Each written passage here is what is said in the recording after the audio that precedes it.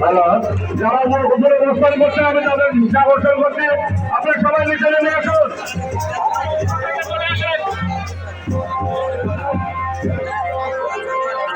সংগ্রামী সাথী ভাই বন্ধুরা আমার, আজকে লালপুর বাগাতি পাড়ার গণমানুষের নেত্রী বাংলাদেশ জাতীয়তাবাদী দল বিএনপির মনোনীত ধানের শীষের প্রার্থী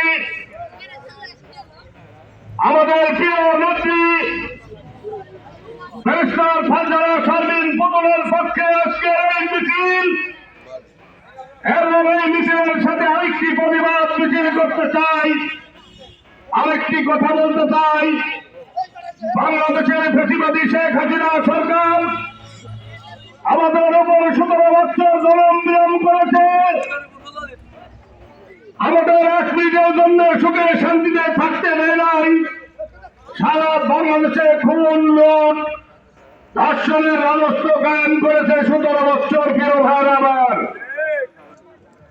সেই খুনি হাসিনার আগামীকালকে একটি মামলার রায় হবে। তদন্তে ইউনিয়ন বিএনপির পক্ষ থেকে দাবি, এই খুনি হাসিনার আগামীকালকে যেন ফাঁসির রায় দেওয়া হয়। প্রিয় ভাই আমার, আপনারা জানেন বিগত 17 বছর